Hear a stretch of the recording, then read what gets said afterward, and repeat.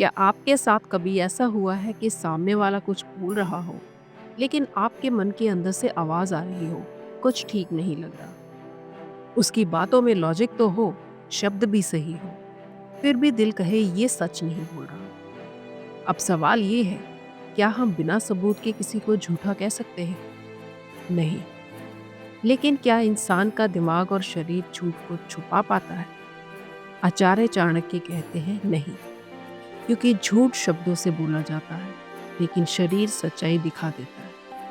आज हम उन 5 संकेतों की बात करेंगे जो चुपचाप बताते हैं कि सामने वाला सच नहीं बोल रहा। और ध्यान रखिए, ये ज्ञान किसी को नीचा दिखाने के लिए नहीं, बल्कि खुद को धोखे से बचाने के लिए है।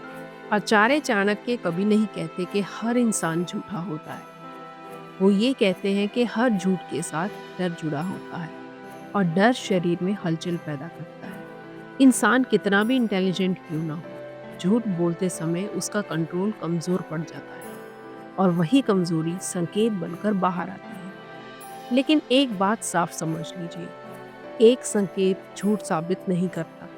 जब कई संकेत एक साथ दिखे तब पिक्चर क्लियर होती है। सबसे पहला संकेत, बातों में जरूरत से ज्यादा सफाई। जब इंसान सच बोलता है वो सीधा बोलता है, उसे कुछ याद नहीं करना पड़ता, वो बस बोल देता है। लेकिन झूठ बोलने वाला पहले कहानी बनाता है, फिर उस कहानी में खुद को फिट करता है। इसीलिए वो अक्सर ज़रूरत से ज़्यादा डिटेल्स देता है। आपने नोटिस किया होगा, अगर आपने सिर्फ ये पूछा, तुम देर से क्यों आई? और सामने वाला कहने लगता है, वो क्या है ना, पहले ट्रैफिक था, फिर एक दोस्त मिल गया, और फिर फ़ोन की बैटरी भी लो थी। अब सोचिए, आपने सिर्फ कारण पूछा था, पूरी स्क्रिप्ट नहीं। वो छोटी सी बात को लंबी कहानी बना दी। क्यों? क्योंकि झूठ को सहारे की जरूरत होती है। इसीलिए आचार्य चाणक्य कहते हैं, जहाँ सच होता है वहाँ सजावट नहीं है। सच अकेला खड़ा रह सकता है, झूठ को हमेशा सहारा चाहिए। दूसरा संकेत, आंखों का असामान्य व्यवहार। बहुत लोग कहते हैं जो आंख नहीं मिला रहा वो झूठ बोल रहा है, लेकिन आचार्य चाणक्य की नजर थोड़ी गहरी है। वे कहते हैं झूठ बोलने वाला या तो आंख बिल्कुल नहीं मिलाता, या फिर जरूरत से ज्यादा घूरता है, क्योंकि वो देखना चाहता है क्या मेरा झूठ चल रहा है। सच बोलने वाला देखता नहीं, बस बोलता है। संकेत नंबर 3, आवाज का हल्का बदलना। झूठ बोलते समय शरीर में तनाव बढ़ता है, और तनाव सबसे पहले आवाज में दिखता है। कभी आवाज हल्की कांपती है, कभी अचानक तेज हो जाती है, कभी बिना वजह धीमी।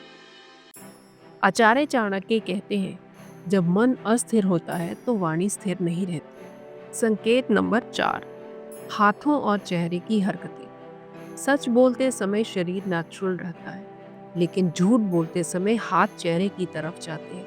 नाक छूना, होंठ दबाना, कान खींचना, ये सब सबकॉन्शियस रिएक्शंस हैं। इंसान अपने झूठ से खुद को ही बचाने की कोशिश करता है। आचार्य चाणक्य कहते हैं, शरीर वही करता है जो मन छुपाना चाहता है। संकेत नंबर 5, सवाल दोहराना या समय खरीदना। जब आप सवाल पूछते हैं और सामने वाला कहता है मतलब, आप क्या कहना चाहते हैं, ये हर बार कंफ्यूजन नहीं होता। कई बार वो जवाब गढ़ने के लिए समय खरीद रहा होता है। सच को याद नहीं करना पड़ता, लेकिन झूठ को बनाना पड़ता है। अब आप गौर कीजिए, क्या सवाल पूछते ही सामने वाले का जवाब तुरंत आता है, या घूम फिर कर?